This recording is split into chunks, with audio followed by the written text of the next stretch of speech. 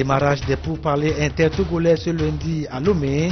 Les partis politiques togolais représentés à l'Assemblée nationale ont consacré la première journée de leur discussion à la mise en place d'un bureau provisoire du dialogue et à l'adoption de l'agenda de leurs travaux.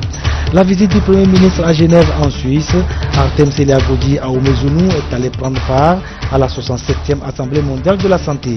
Hier, le Premier ministre a été convié à un débat sur les maladies non transmissibles organisé par les entreprises du médicament des pays francophones. Colère et indignation des Maliens après les affrontements de samedi dernier à Kidal entre troupes gouvernementales et rebelles du MNLA. La France est vilipendée pour sa passivité que la population malienne qualifie de complaisance à l'égard des Touaregs.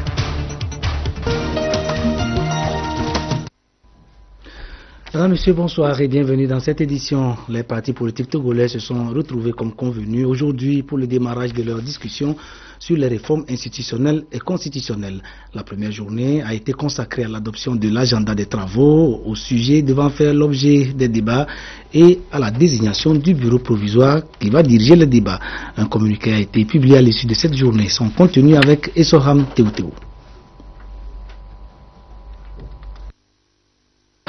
Le lundi 19 mai 2014, les partis politiques parlementaires se sont retrouvés au siège de Togo Télécom pour entamer les discussions dans le cadre de la mise en œuvre des réformes constitutionnelles et institutionnelles prévues par l'accord politique global en présence du gouvernement en qualité d'observateur. Les discussions ont permis de s'accorder sur la mise en place d'un bureau provisoire du dialogue et sur les points à inscrire à l'agenda. À cet égard, le bureau provisoire est composé de présidence ADI, vice-présidence UNIR, premier rapporteur Arc-en-Ciel, deuxième rapporteur ANC, troisième rapporteur UFC. Les points de discussion retenus sont les suivants. 1. Le régime politique. 2. La nomination et les prérogatives du Premier ministre. 3. Les conditions d'éligibilité du président de la République. 4. La durée et la limitation du mandat présidentiel. 5. L'institution d'un Sénat. 6. La réforme de la Cour constitutionnelle. 7. Le mode de scrutin pour toutes les élections. 8. L'amélioration du cadre électoral, à savoir la CENI et ses démembrements, le découpage électoral, le financement public des partis politiques, des candidats et des délégués dans les bureaux de vote, le statut de l'opposition, la chambre administrative de la Cour suprême, etc. 9. Les élections locales. 10. La haute autorité de l'audiovisuel et de la communication HAC. 11. Le caractère républicain de l'armée. 12. Les mesures d'apaisement du climat politique, à savoir la sécurité des militants des partis politiques, la libération des personnes détenues et l'annulation des poursuites dans l'affaire des incendies des marchés de Kara et de Lomé, la libération des condamnés dans l'affaire d'atteinte à la sûreté de l'État, la désignation des chefs traditionnels. Les travaux se poursuivront le mardi 20 mai 2014 de 9h à 15h jusqu'au 31 mai 2014. Fait à Lomé le 19 mai 2014. Le dialogue.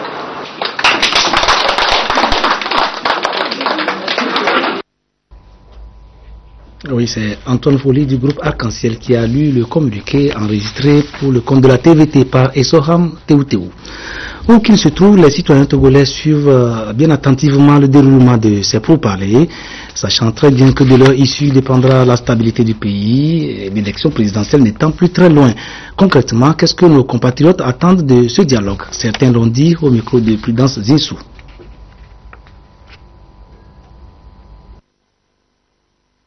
Les discussions ouvertes entre le pouvoir et l'opposition pour apaiser le climat politique intéressent à plus d'un titre les Togolais. Ils ont le regard tourné vers ces concertations dont ils espèrent une issue assez favorable pour le bien de tous. Il s'agit notamment de voir dans quelle mesure les réformes constitutionnelles et institutionnelles vont être faites. Et puisque nous savons un peu les difficultés que la classe politique a à atteindre, n'est-ce pas, un accord, il me semble que chacun des acteurs, chaque partie prenante doit pouvoir mettre l'intérêt du peuple au détriment de l'intérêt particulier, histoire, n'est-ce pas, de s'accorder sur un certain nombre de principes et aller très vite. On verra au moins que chaque parti politique jouera sa pierre pour que le Togo se construise dans les meilleures conditions. Le peuple togolais attend bien du parti au pouvoir et du parti d'opposition un vrai travail au cours de cette assise-là pour qu'on ait un bon résultat. Pour ce dialogue qui s'ouvre aujourd'hui, je suis vraiment optimiste. Notre prière, c'est que le Togolais soit à l'aise. Il y a eu plusieurs dialogues dans ce pays. Ces dialogues n'ont rien donné. Le Togolais attend maintenant ce dialogue. Un dialogue pour qu'on décide de bonnes choses. D'autres Togolais en appellent carrément à la bonne foi des politiques. Il faut un consensus dans l'application des décisions qui sortiront de ces discussions. Une chose est de signer des accords, mais une autre également, c'est de les appliquer. Il faut que l'ensemble des acteurs politiques soient disposés, n'est-ce pas, à mettre en œuvre les accords qui vont être conclus à l'issue de ces discussions-là. On peut avoir une issue favorable à l'issue de ce dialogue si les protagonistes, je voulais parler des acteurs politiques, aussi bien de l'opposition que de la mouvance présidentielle, ont la bonne foi. Ces pourparlers constituent une suite dans l'application des clauses de l'accord politique global du 20 août 2006. C'est depuis la Suisse que le Premier ministre a suivi le début de ce dialogue intertogolais. Artem Selagodji Aoumezonou, qui est allé représenter le président de la République à la 67e Assemblée mondiale de la santé, a pris part parallèlement à ces assises à un débat sur les maladies non transmissibles organisé par les entreprises du médicament des pays francophones qui tenaient sur place leur 16e rencontre mondiale. Longtemps sous-estimées, les maladies non transmissibles que sont le cancer, le diabète, l'hypertension artérielle notamment, constitue aujourd'hui la première cause de mortalité dans le monde. L'on estime en effet à 36 millions le nombre de personnes qui en meurent chaque année, dont 26 millions dans les pays à faible revenu. La rencontre visait donc à sonner la mobilisation générale contre ces pathologies. Pour le chef du gouvernement togolais, le dépistage précoce, la sensibilisation, l'information et l'éducation restent les meilleures stratégies pour réduire le taux de mortalité. Image de la participation du Premier ministre à ces travaux avec Joël Aziadapou.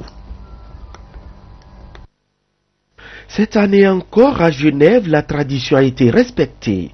Professionnels de la santé, bailleurs de fonds, organisations non gouvernementales, industriels du médicament et hommes politiques se sont donné tous rendez-vous à Genève dans le cadre de la réunion annuelle baptisée Rencontre Lim, pays francophone, pour échanger et surtout faire le point des différentes initiatives prises pour améliorer la prévention, mais aussi la prise en charge des pathologies dans les différents pays.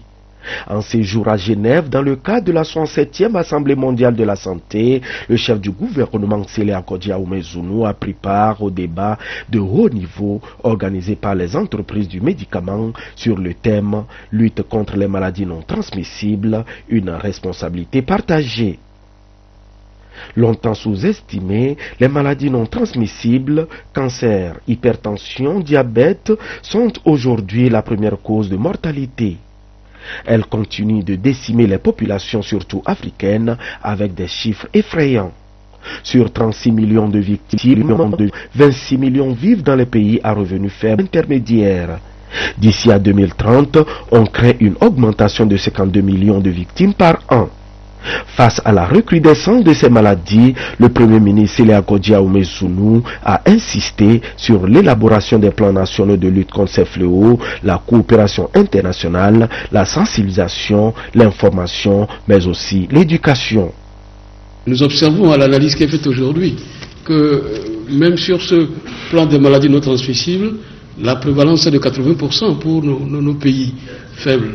C'est donc dire que nous sommes dans une urgence. Urgence pour ne pas faire en sorte que le fossé se creuse encore entre nos pays. Déjà, ce fossé existe sur les maladies infectieuses, et s'il continue à se creuser sur ces maladies, alors vous imaginez un peu la gravité. Et deuxième chose, ayant pris conscience de la situation, c'est donc de faire un travail de fond, qui est d'abord un travail de sensibilisation, d'information et d'éducation des populations, qui ne sont pas toujours conscientes de l'importance de ces maladies dans nos sociétés. Et si nous faisons ce travail d'information et de sensibilisation, alors ça veut dire que nous amenons nos populations à se faire dépister, à découvrir leurs maladies. Mais alors, si cela est fait, avons-nous les dispositions aujourd'hui pour que la prise en charge soit effective? D'où la nécessité d'une coopération internationale qui aide nos pays à comprendre non seulement le problème, mais à mettre en place ce mécanisme. La question de la couverture maladie universelle est une question importante pour nos pays désormais, parce qu'on ne peut pas prendre en charge ces maladies si nous n'arrivons pas à cette couverture maladie universelle. Donc c'est donc dire que la rencontre cet après-midi est donc une espèce d'embryon de cette coopération internationale sur laquelle il faut insister. Je voudrais donc encore vous remercier. Dans notre pays, nous avons un plan stratégique de lutte contre ces maladies. Mais cela suppose aussi, effectivement, qu'il faut la disponibilité des médicaments et l'accessibilité à ces médicaments. Autant de sujets sur lesquels il est important que la coopération internationale aide à faire en sorte que nous ne creusions plus un fossé entre nos différents pays. Les 16e rencontres des entreprises du médicament pays francophones ont été surtout des moments de partage au cours desquels l'expérience togolaise a été saluée. Au Togo, vous avez une politique qui est tout à fait correcte puisque justement vous essayez de mettre en place un système d'assurance, un système d'information de la population, un système de formation des ressources humaines, c'est-à-dire des médecins, des infirmiers, etc. D'ailleurs, moi je travaille ici à l'hôpital de Genève et on a un programme avec l'association nationale des infirmiers et des infirmières du Togo avec lesquels on travaille pour justement faciliter la formation continue des infirmiers. Je vous rappelle, les infirmiers sont bien souvent, surtout en périphérie, en première ligne. C'est les gens, les professionnels chez qui les gens vont aller en première ligne. Donc c'est très important que ces personnes-là puissent jouer leur rôle, puissent donner des conseils de promotion de santé, puissent donner des conseils au niveau de l'accès à des médicaments et aux traitements. Et c'est un programme assez innovant qui est très joli. Je trouve que tout ça est extrêmement dynamique, si vous voulez. Donc il y a un tournant très dynamique qui est mis dans cette politique, tenant compte bien sûr des difficultés économiques que ça peut représenter, mais vraiment on est dirigé vers la santé de la population. Il a été démontré et reconnu que notre pays, le Togo, est sous-représenté dans les organisations et institutions internationales, qu'elles soient onusiennes, africaines ou régionales ou sous-régionales. Une carence à laquelle les autorités ont décidé de remédier ce matin au ministère des Affaires étrangères de la coopération. Il a été annoncé, le chef de la diplomatie togolaise a annoncé la mise en place d'une plateforme pour la promotion et le placement des Togolais dans les instances internationales. La cellule créée à cet effet a pour tâche de traquer les postes vacants, les avis de recrutement et éventuellement les offres de bourse et stages. Tous les Togolais sont concernés par cette initiative, même nos compatriotes de la diaspora. Un sujet sur lequel nous reviendrons avec beaucoup plus de détails dans nos éditions de demain. Les mauvais traitements en milieu carcéral doivent cesser dans notre pays. Le réseau des institutions nationales africaines des droits de l'homme, la Commission nationale des droits de l'homme du Togo et l'association pour la prévention de la torture ont fait du sujet le motif principal d'une session qu'elles tiennent depuis ce matin à Lomé. Les travaux visent à renforcer la capacité de ces organisations dans la lutte contre la torture dans les maisons d'arrêt. Reportage filmé à Djinare.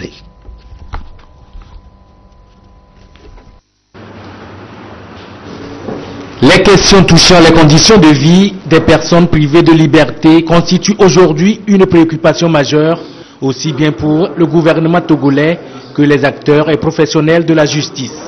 La session de formation sur le renforcement des capacités des institutions nationales des droits de l'homme en matière de traitement dégradant en milieu carcéral permettra aux participants d'être suffisamment outillés sur le respect des libertés dans les maisons de détention. On est parti tout simplement du mandat des institutions nationales des droits de l'homme qui sont chargées de la protection et de la promotion des droits de l'homme. La question de monitoring des lieux de détention rentre évidemment dans le contexte du mandat général des institutions nationales des droits de l'homme. Donc les institutions nationales des droits de l'homme elles-mêmes ont reconnu l'importance et le rôle positif qu'ils peuvent jouer pour faire améliorer les conditions de détention, et c'est de leur propre volonté, de leur propre choix que nous, en tant que facilitateurs, en tant qu'experts, nous sommes venus pour un appui technique aux institutions nationales des droits de l'homme, que ce soit au niveau africain, mais aussi au niveau international. Après avoir ratifié la Convention contre la torture et son protocole additionnel, le Togo s'apprête à mettre en place un mécanisme national de prévention contre les traitements inhumains et dégradants. Un organe qui sera chargé, à travers des visites régulières et inopinées dans des maisons d'arrêt, de lutter contre toutes les formes de traitements cruels, inhumains ou dégradants. La CNDH étant la structure en charge de ce mécanisme, les mesures sont en train d'être prises pour sa réorganisation, pour lui permettre de jouer efficacement ce rôle. Depuis sa création, la CNDH s'est acquittée de sa mission avec la volonté agissante de toujours mieux faire. La présente session de formation vient donc à propos. Elle sera, je l'espère, d'un apport essentiel pour les uns comme pour les autres. Surtout qu'elle s'inscrit dans ce que je peux appeler, sans risque d'être démenti, un rendez-vous d'échange d'informations et de bonnes pratiques. Le Togo est donc attaché à la promotion du plein exercice des droits fondamentaux de l'homme, au respect de la dignité, bref, à la sauvegarde des droits individuels et collectifs. La pluie diluvienne qui s'est abattue sur Lomé et ses environs dans la nuit du 14 au 15 mai dernier a atteint la ville de Thiévié, où elle a occasionné d'importants dégâts matériels dans certains quartiers où des habitants ont même été délogés. C'est à cela que le chef de l'État a décidé de voler au secours. Il a ainsi dépêché des membres du gouvernement pour leur apporter des vivres. Celles-ci leur ont été remises samedi dernier. Reportage Christine Petcheki à Loudé.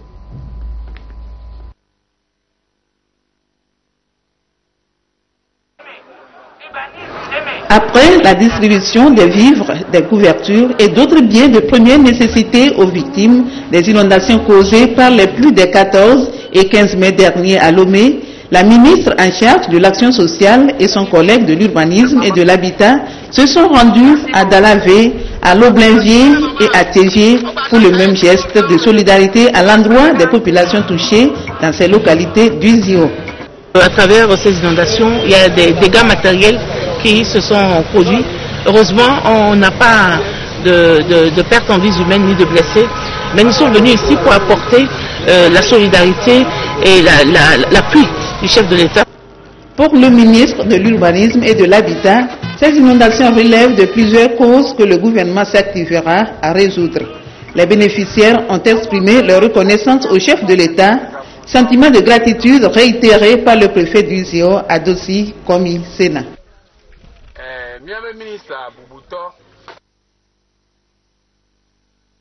De la mise en œuvre de la SCAP, marqué ce lundi par la présentation des rapports bilan des résultats obtenus en vue de leur validation. 5 rapports au total correspondant aux 5 axes de ce document ont été soumis à l'étude des participants à la réunion. Au final, il en sortira une synthèse des 5 rapports assortis de recommandations d'action devant permettre d'effectuer une revue annuelle de la SCAP en juillet prochain. Précision d'Odo Haré, Charlotte Ousime. Cette rencontre est la première d'une série de 5 tenant lieu de l'examen et de la validation de 5 rapports intermédiaires relatifs aux différents axes de la stratégie de croissance accélérée et de promotion de l'emploi SCAP. Pour ce premier jour, les acteurs du développement s'accordent sur les performances obtenues en 2013 et le bilan des réalisations du premier axe qui prend en compte les secteurs de l'agriculture, du commerce, de l'industrie, des mines et de l'artisanat. La SCAP couvre la période de 2013 à 2017. Nous sommes en 2014, donc il y a déjà une année d'exécution de la SCAP. Et il est question, conformément à la feuille de route des outils et du plan de suivi et évaluation, de marquer un arrêt et de faire le bilan de l'année écoulée à travers la production d'un rapport bilan annuel. Ces documents sont indispensables pour le gouvernement togolais et ses partenaires financiers et techniques. Ils s'en servent pour définir les secteurs prioritaires d'intervention. En faisant cela, les partenaires au développement sont convaincus qu'une stratégie, pour qu'elle réussisse, nécessite que l'on suive les progrès, que l'on relève les difficultés de mise en œuvre et que l'on, sur cette base, que l'on procède aux inflexions, c'est-à-dire aux ajustements qu'il faut et la mise en place des mesures correctrices. La synthèse des 5 rapports bilan des 5 axes de la SCAP assortie de recommandations devra permettre d'effectuer la revue annuelle conjointe de la SCAP prévue pour juillet 2014. L'ensemble des activités de suivi et évaluation de la SCAP est appuyé par le volet 1 du second projet d'appui institutionnel financé par l'Union européenne et mis en œuvre par le PNUD. Au niveau des départements ministériels, l'heure est également au bilan de la mise en œuvre des différentes réformes mises en œuvre durant la période 2010-2013. Un document sera ici aussi validé pour permettre la mise en place d'une matrice unifiée des réformes actualisées pour la période 2014-2016 dans les différents ministères. Reportage Carmen Madiakapo, Mathias Touglo.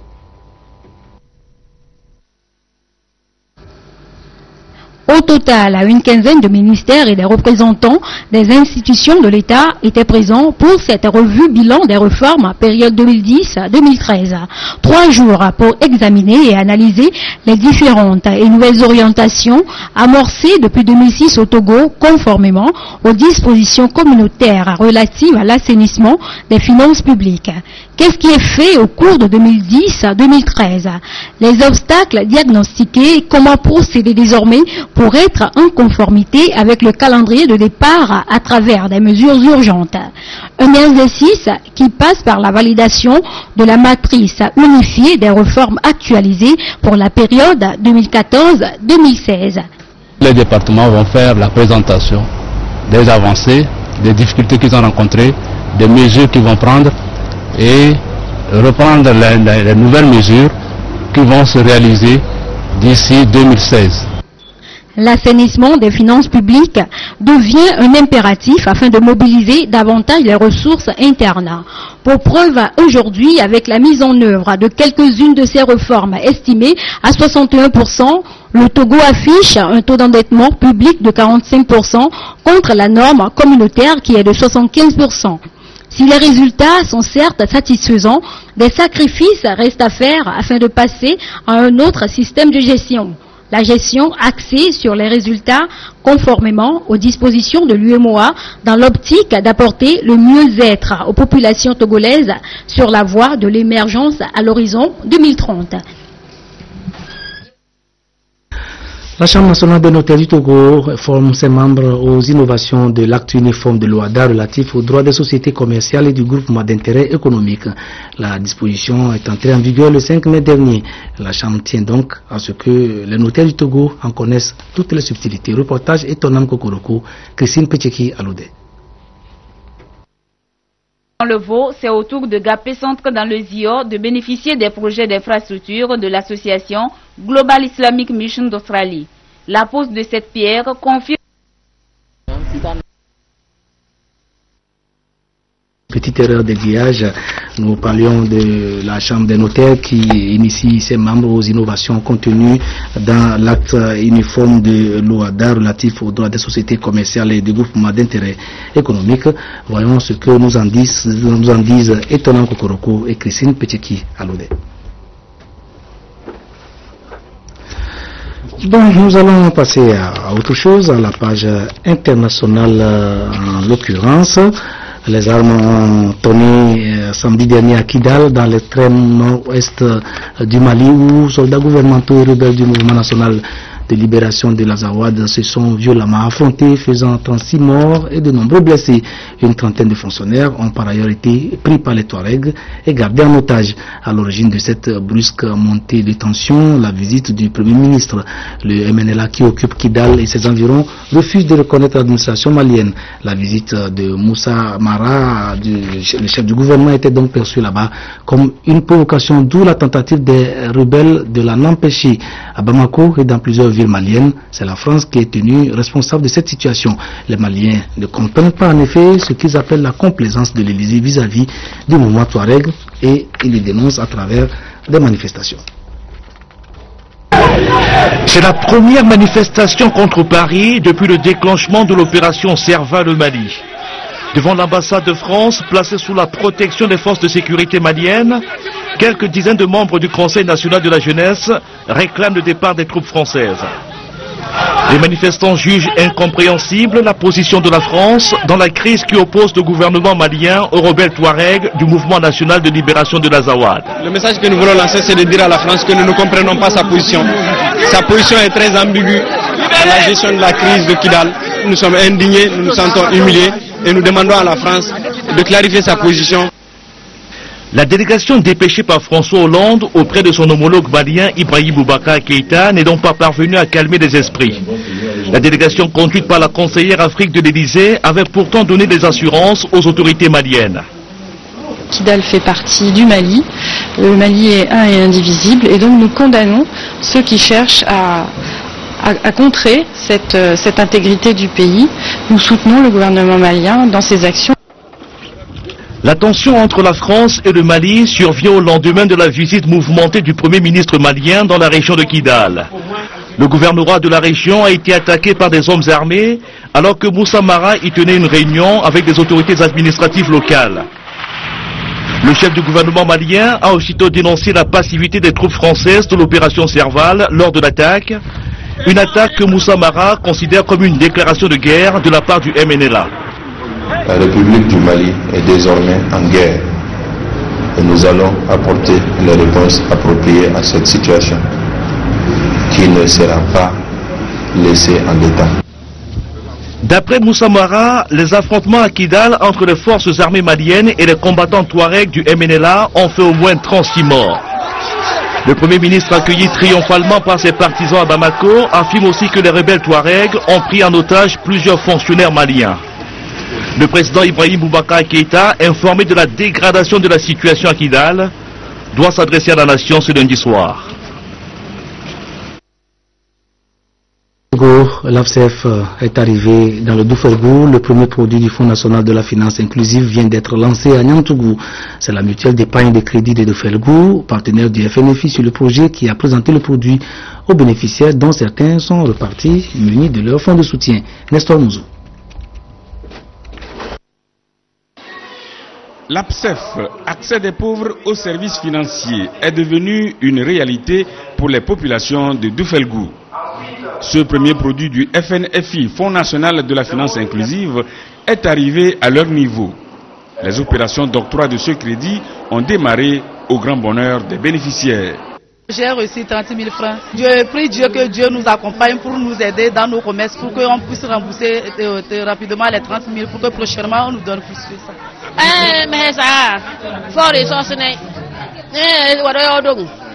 Je remercie le président Faure car il nous apprend à pêcher. Nous avons été sensibilisés. On nous a dit que c'est un crédit à rembourser, soit par semaine, soit par mois. Et après le remboursement, nous pouvons encore bénéficier de notre prêt. Je suis vraiment très heureuse.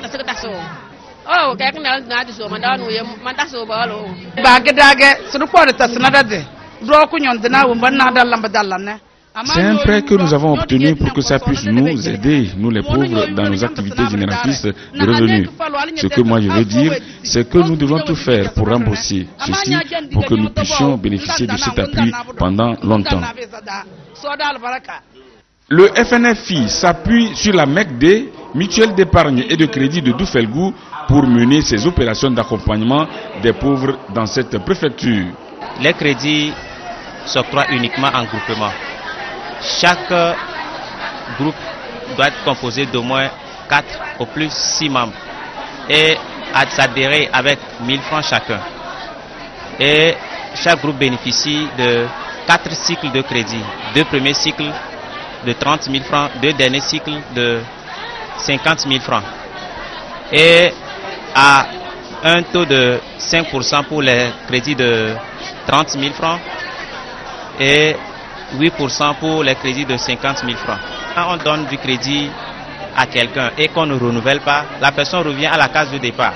Donc c'est un peu la stratégie que le partenaire, le gouvernement, a bien voulu qu'on mette en place pour pouvoir pérenniser l'octroi du crédit à ces bénéficiaires-là.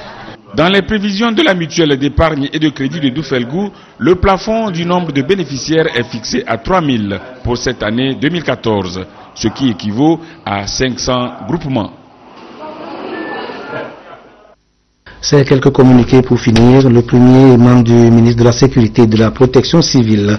Dans la nuit du 12 mai au 13 mai 2014, des affrontements consécutifs à un litige foncier ont opposé les populations de la collectivité Nao à celle de la collectivité Mola dans une localité communément appelée Essowazina dans la préfecture de Tchaoudjo.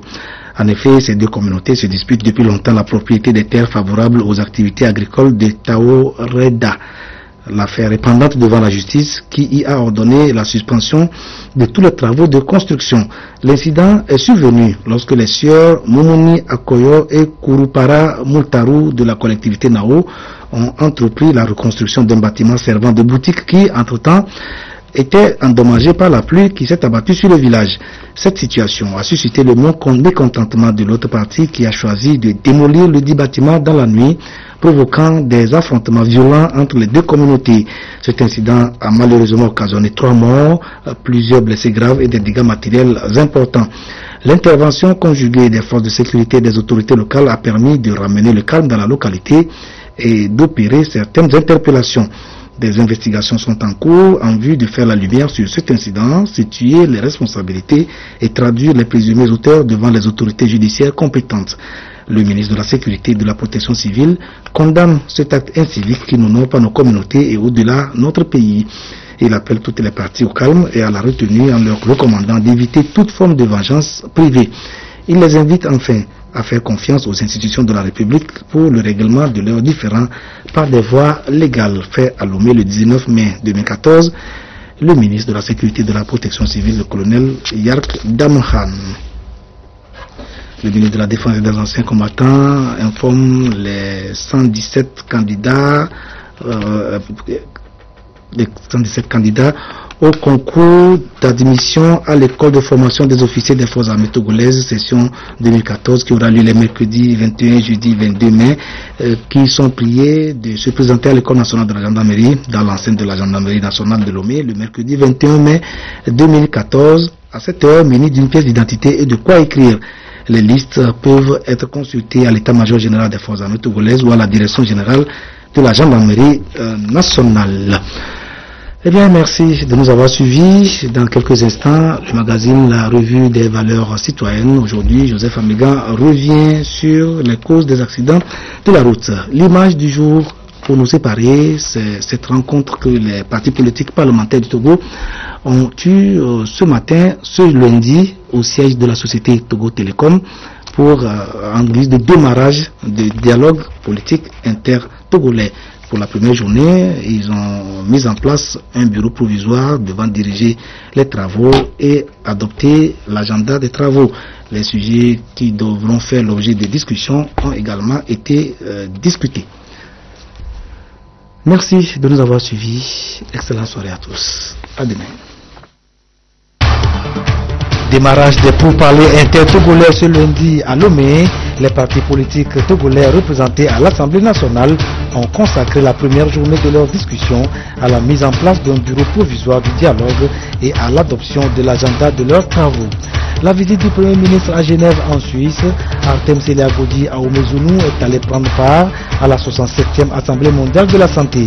Hier, le Premier ministre a été convié à un débat sur les maladies non transmissibles organisée par les entreprises du médicament des pays francophones. Colère et indignation des Maliens après les affrontements de samedi dernier à Kidal entre troupes gouvernementales et rebelles du MNLA. La France est vilipendée pour sa passivité que la population malienne qualifie de complaisance à l'égard des Touaregs.